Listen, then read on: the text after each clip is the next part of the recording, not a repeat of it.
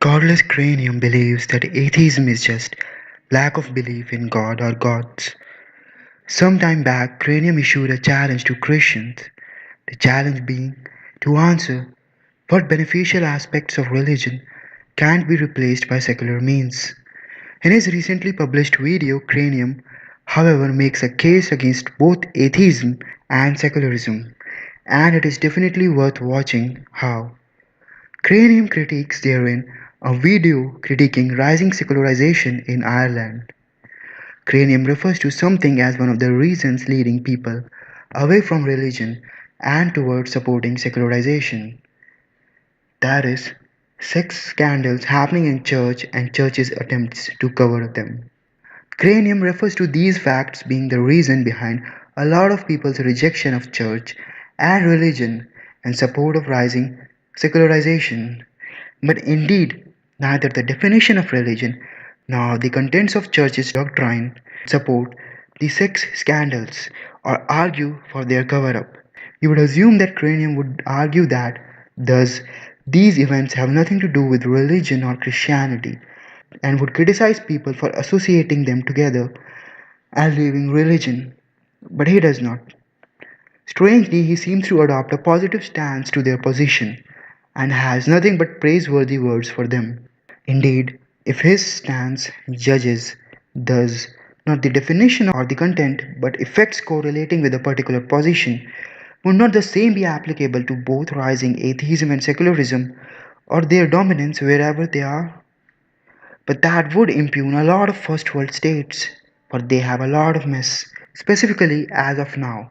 Wouldn't that give us reasonable grounds to reject both atheism and secularism and fight against them? But this is not over yet.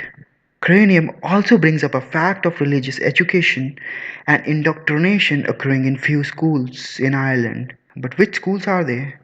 They are church run schools. So Cranium's view is that the schools run by churches should be run as Cranium and other atheists like. Cranium mentions, and this is written in the article itself, that the children are not compelled to participate in the religious education and can withdraw from such activities. That is not enough. Cranium apparently wants State Hammer to enforce his style of education in the church-run schools. Cranium further says, so in schools run jointly by church and government is passing a bill to dictate a policy instead of negotiating with the other party. And the reason why government can do it because it has guns and police. This is Cranium's definition of secularism, where government does not act as another stakeholder in a two-way contract between Catholic Church and itself, but it is able to use muscle to get its way after the contract has been set up, wherein the other party has little or no say. Would Cranium himself agree to a contract with any other person wherein both contribute and are stakeholders to the joint venture, but the other person can make any provisions without considering what Cranium believes?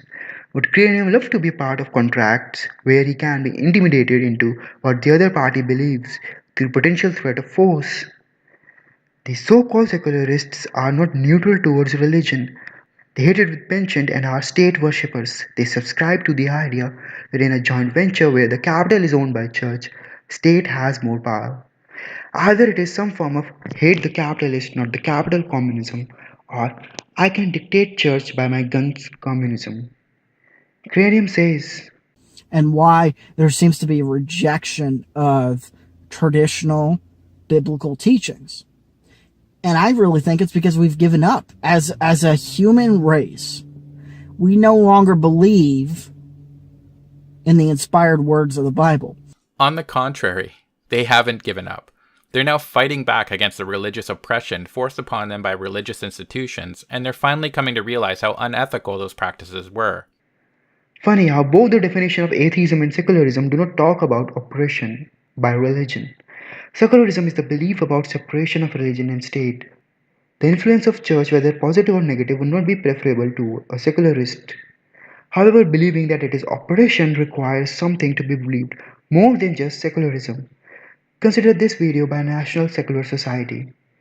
The National Secular Society has been challenging religious privilege for 150 years. Since those early days, we've pioneered many important social reforms and society has changed a lot. But there's still plenty more to do. Do you notice that some of these reforms have nothing to do with religion in itself? If secularism is just conflated with separation of religion and state, secular groups would be unable to pioneer these social reforms under the aegis of secularism.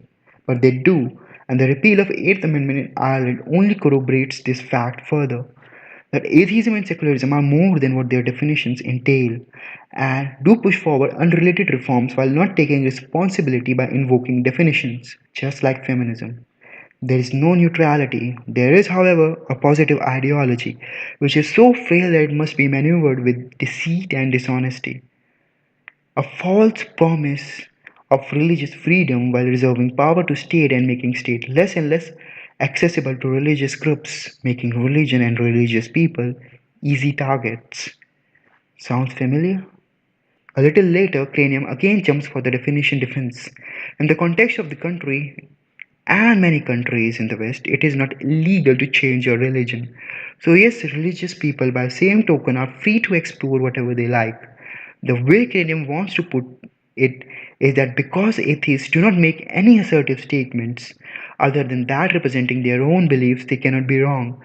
This makes atheists like people who never say anything wrong because they never say anything that has any truth value. It is unfortunate though he takes it to mean something positive.